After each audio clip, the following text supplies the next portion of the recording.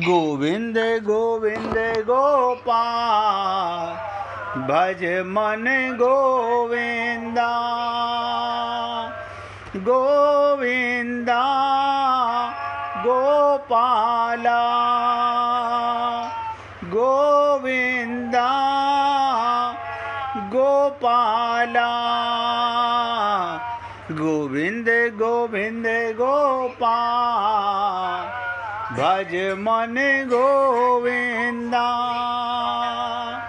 गोविंद गोविंद गोपाल भज मन गोविंदा गोविंदा गोपाला गोविंदा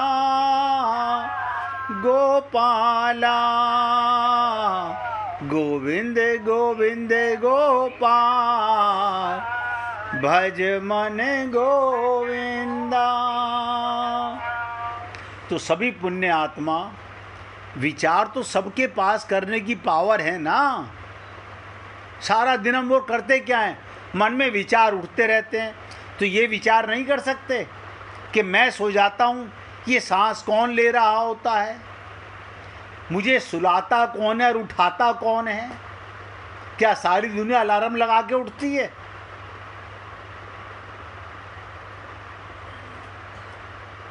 हमें थोड़ा सोचना चाहिए, ध्यान करो।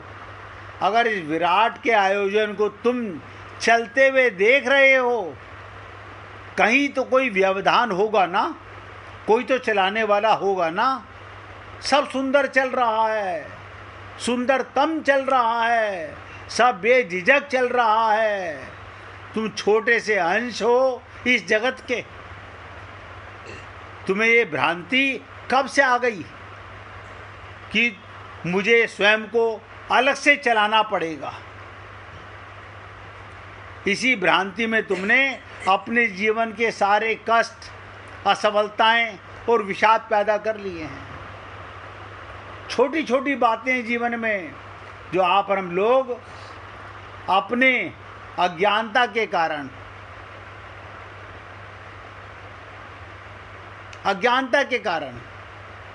हम भ्रमित हैं, संशय में रहते हैं। बहुत से लोग कहते हैं हम सत्संग तो सुनते हैं, लेकिन पता नहीं भगवत प्राप्ति होगी कि नहीं होगी। मतलब ये तो वो हाल हो गया, मैंने पेट भर लिया, पता नहीं खाना खाया था कि नहीं खाया था। पेट भरा हुआ महसूस हो रहा है।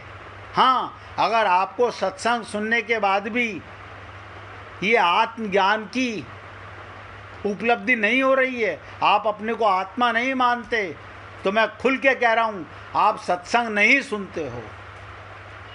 आप अपनी बुद्धि के कटोरे में सत्संग को घुमाते हो और संतों के शब्दों पे अपनी बुद्धि लगा करके डिसाइड करते हो माने या नहीं माने। आप भी देखो, मेरा शरीर सत्य है, जिनसे मेरे संबंध है वो सत्य हैं। ना तो गुरु सत्य है, ना परमात्मा सत्य है।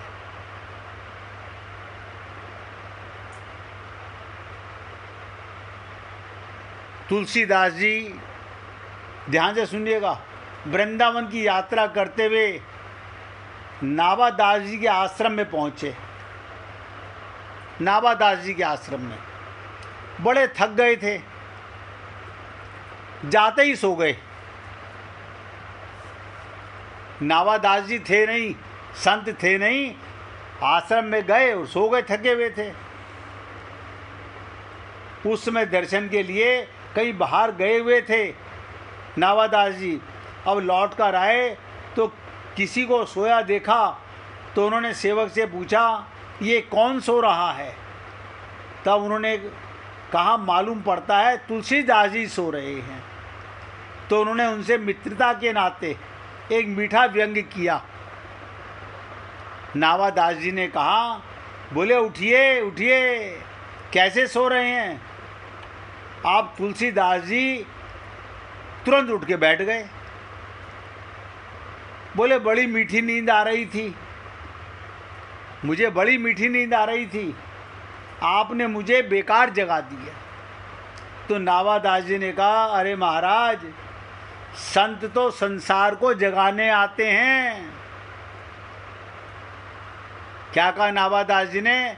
संत तो संसार को जगाने आते हैं, और यदि आप स्वयं सो जाएंगे तो भला संसार को क्या दशा होगी, कौन जगाएगा? इस पर तुलसीदास जी ने अपनी भाषा में कहा, क्या कहा? अरे भाई, जो जागने का संदेश लेकर आते हैं वे कोई और होंगे, हम तो सोने का संदेश देने वाले हैं। जागे वे लोग जो योगी हैं। तो तुलसीदास जी ने क्या कहा था? जागे जोगी जंगम, जति जमाती ध्यान धरें, डरे और भारी लोभ मोह कोह काम के। जागे लोभी लालच धरनी धन धाम के, और जागे भोगी भोगी वियोगी रोग रोग बस के। ये सब लोग भले ही जागें, पर तुलसीदास जी सीता माता और श्री राम जैसे को पिता मानकर भी यदि जागता रहा तो उससे बढ़कर अभागा कौन होगा? आप सोचिएगा, सोवे सुख तुलसी भरोसे एक राम के। आप और हम लोग भगवान पर भरोसा नहीं करते, रोज सोते हैं। और अभी ये चर्चा खत्म नहीं हुई है, मूंदो नैन।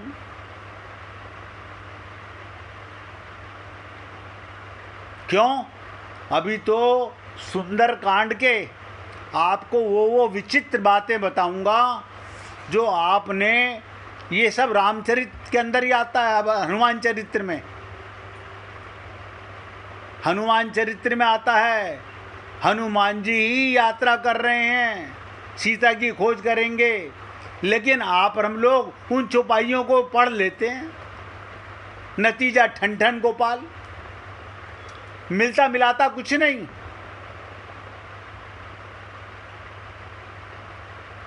और मैंने आपसे निवेदन किया था, 3 दिन से लगातार कह रहा हूं कि मूंदव नैन ये रामचरितमानस का महामंत्र है। इसका अर्थ अंतर्मुख बनिए, विश्वास कीजिए और समाज की कुछ वस्तुओं की उपेक्षा करना सीखिए, तथा ईश्वर के प्रति समर्पित हो मन में निश्चिंतता लाइए। हम निश्चिंत होते ही नहीं।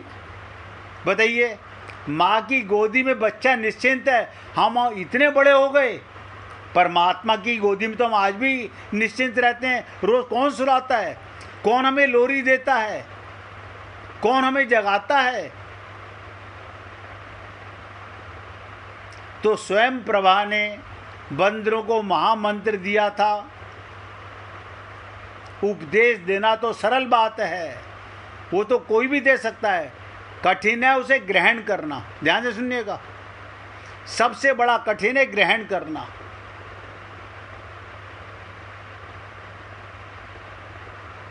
अब जो आपको बताने जा रहा हूं वो बहुत ध्यान से सुनिएगा। ये सारे देवता बंदर बन के आए, सारे देवता।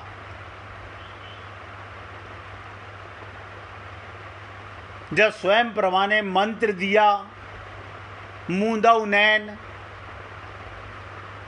हर व्यक्ति अपनी बुद्धि से लेता है ना, शरणागति तो होता नहीं। कहते सब हैं हम गुरु के समर्पित हैं शरणागति में, लेकिन हम अपने मन बुद्धि की शरणागति में होते हैं। सब बंदर उस महामंत्र को सही से ही ग्रहण नहीं कर पाते। बताइए, वहाँ पे जामवंत भी थे, अंगद भी थे, हनुमान जी भी थे, नल नील भी थे, सुग्रीव भी थे, सारे देवता थे। जैसे आप और हम लोग सब बुद्धिमान हैं, सब बुद्धिमान हैं, लेकिन रामचरितमानस के अंदर सुंदरकांड का जो प्रसंग है वो सबसे गूढ़ है। सुंदरकांड और उत्तरकांड को समझना इतना आसान नहीं है। एकमात्र, अब ध्यान से सुनो, यहीं से भक्ति की खोज, यहीं से सीता की खोज, यहीं से शांति की खोज शुरू होती है। एकमात्र हनुमान जी ही हैं जो पहले उस महामंत्र को जानते थे और अंत में वो अकेले ही शक्ति तक, शांति तक, भक्ति तक पहुंच नहीं पाए।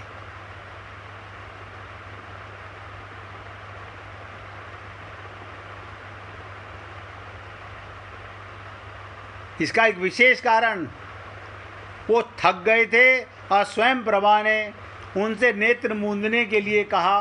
बंदर आंखें मूंद तो लेते हैं, जैसे जब संत महात्मा साधना कराते हैं तो कहते हैं आंखें बंद करो, लेकिन बंद करते ही खोल लेते हैं।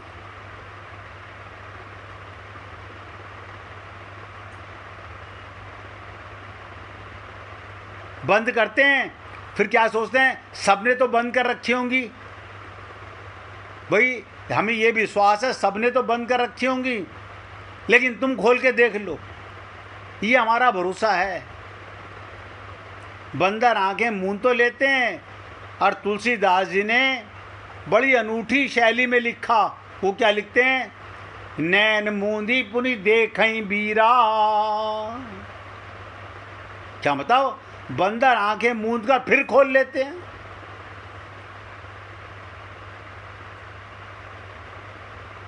और क्या देखना चाहते हैं, ध्यान से सुनिएगा, कि अब तक तो 1 महीने से हमने खूब मेहनत की, सीता जी को खोजा, नहीं मिली, लेकिन चलो इस गुफा में आकर, अंतःकरण की गुफा में, चित्त की गुफा में आकर के स्वयं प्रभा कह रही है मूंदो नैन, तो तुरंत आंखें मूंद के खोल लेते हैं, देखें क्या मिला। यानी हम हथेली पर सरसों उगाना चाहते हैं। सारे बंदर एक हनुमान जी को छोड़कर, नैन मूंदी पुनि देखई बीरा, बंदर आंखें मूंद कर फिर खोल लेते हैं, मानो देखना चाहते हैं कि कोई चमत्कार घटा कि नहीं घटा। हम भी तो यही किया करते हैं। कोई कह दे थोड़ा ध्यान कीजिए, थोड़ी पूजा कीजिए, थोड़ा ही देर में आंख खोलकर देख लिया करते हैं कि कोई सिद्धि मिली कि नहीं मिली।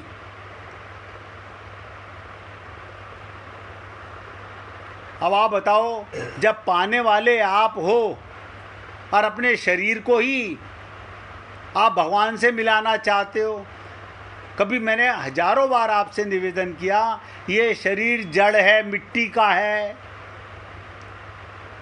इसे भगवान नहीं मिलेंगे। आत्मा हम मानते नहीं अपने को, तो परमात्मा किसे मिले। और आत्मज्ञान होगा तो परमात्मा मिले हुए थे। बड़ी हंसी आएगी हमको, अरे भगवान तो सदा से मिला हुआ था। जब कभी मिल जाएंगे तो आप बहुत मुस्कुराओगे, अरे ये मैं क्या, किस चक्कर में पड़ा हुआ था।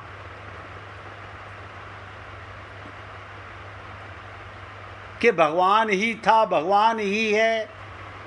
हमारे साथ आया कौन, हमारे साथ रह कौन रहा है, हमारे साथ जाएगा कौन, केवल भगवान।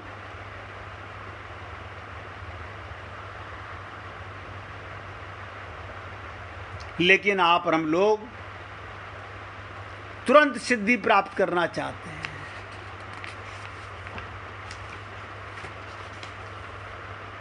कुछ करना नहीं चाहते, त्याग नहीं करना चाहते हैं।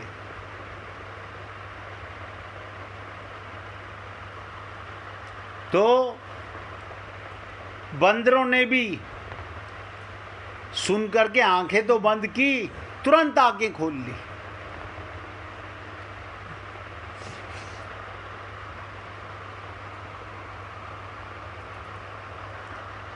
एक संत की हृदय की बात बताना चाहता हूँ। कहते हैं एक रात्रि की बात है, पूर्णिमा की रात्रि थी। क्या थी? पूर्णिमा की रात्रि थी। मैं नदी तट के ऊपर था, अकेला आकाश को देखता था, अकेला आकाश को देखता था। दूर दूर तक सन्नाटा था। फिर किसी के पैरों की आहट पीछे सुनाई पड़ी। लौटकर देखा, एक युवा साधु खड़े थे। उनसे बैठने को कहा, बैठे तो देखा वो रो रहे थे। ध्यान से सुनिएगा। उनसे बैठने को कहा, वो रो रहे थे, आंखों से आंसू गिर रहे थे। उन्हें मैंने अपने पास बुलाया। थोड़ी देर तक उनके कंधे पर हाथ रखे। मैं मौन बैठा रहा। ना कुछ कहने को था, ना कहने की स्थिति थी, किंतु प्रेम से भरे मौन ने, देखो चुप साधना का भी कमाल है, प्रेम से भरे मौन ने उन्हें आश्वस्त कर दिया। ऐसे कितना समय बीता याद नहीं। अंततः उन्होंने कहा, मैं ईश्वर के दर्शन करना चाहता हूँ। वो महात्मा थे, साधु थे। क्या बोले? मैं ईश्वर के दर्शन करना चाहता हूँ। और बोले,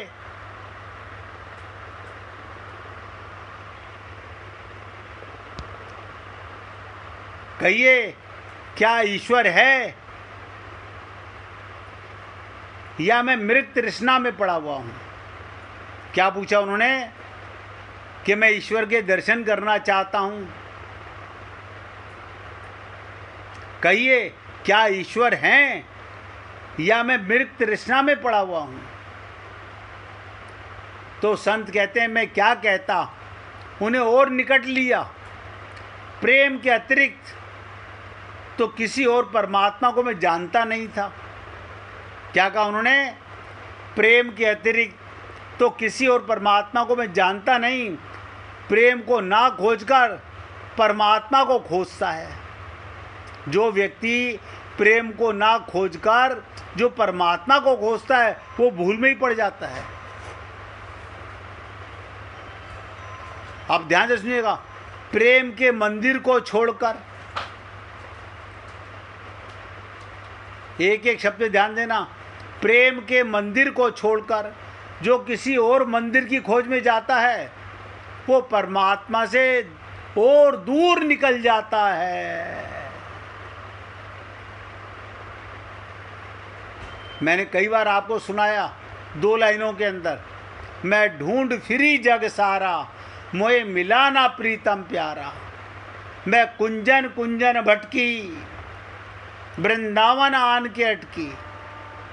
या आपका हृदय वृंदावन है, जहाँ 24 घंटे रास होता है आत्मा परमात्मा का। तो संत कहते हैं, लेकिन ये तो मेरे मन में था। वैसे मुझे चुप देखकर उन्होंने फिर कहा, कहिए, कुछ तो कहिए, आप तो बोल ही नहीं रहे हैं। मैं बड़ी आशा से आपके पास आया हूँ, क्या आप मुझे ईश्वर के दर्शन नहीं करा सकते? तो संत कहते हैं, फिर मैं क्या कहता। उन्हें और निकट लेकर, अब आप सोचिएगा, यानी पहले निकट बैठाया, उनके कंधे पर हाथ फेरा, फिर उनको और निकट लिया, फिर मैं क्या कहता, उन्हें और निकट लेकर उनकी आंसुओं से भरी आंखें चूम ली। अब एक एक शब्द ध्यान देना। क्या बोले वो संत? मैंने उनकी आंसुओं से भरी हुई आंखें चूम ली। उन आंसुओं में बड़ी आकांक्षा थी, बड़ी अभिप्सा थी, प्यास थी, लालसा थी, उत्कंठा थी। निश्चय वो आंखें परमात्मा के दर्शन के लिए बड़ी व्याकुल थी। लेकिन परमात्मा क्या बाहर है?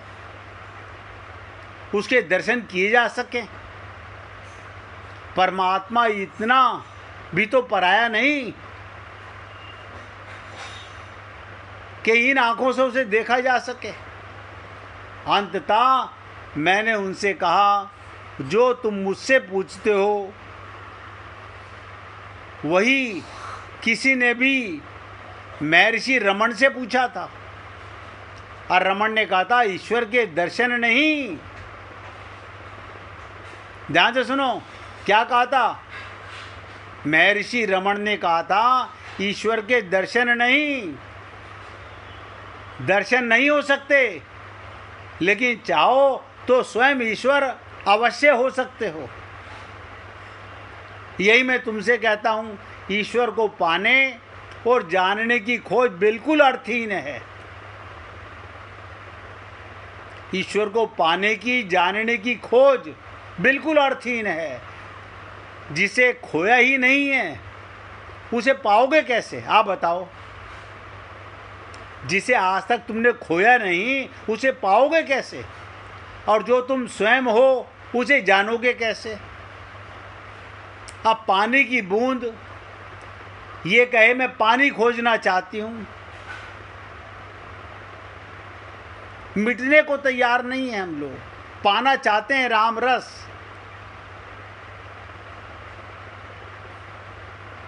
इसलिए कहते हैं जिसे हम देख सकते हैं वो हमारा स्वरूप नहीं हो सकता। आपने आत्मा को कभी देखा है? हाँ बताइए, आप परमात्मा को देखना चाहते हो, आपने स्वयं आत्मा को देखा है?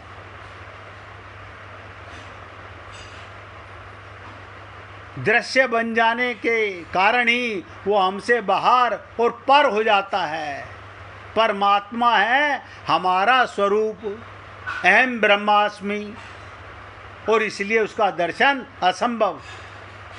तो संत ने उस महात्मा के कंधे पर हाथ रख के पुचकारते हुए कहा, मित्र, परमात्मा के नाम से जो दर्शन होते हैं वो हमारी कल्पनाएं हैं। मनुष्य का मन किसी भी कल्पना को आकार देने में असमर्थ है, किंतु इन कल्पनाओं में खो जाना, सत्य से भटक जाना है।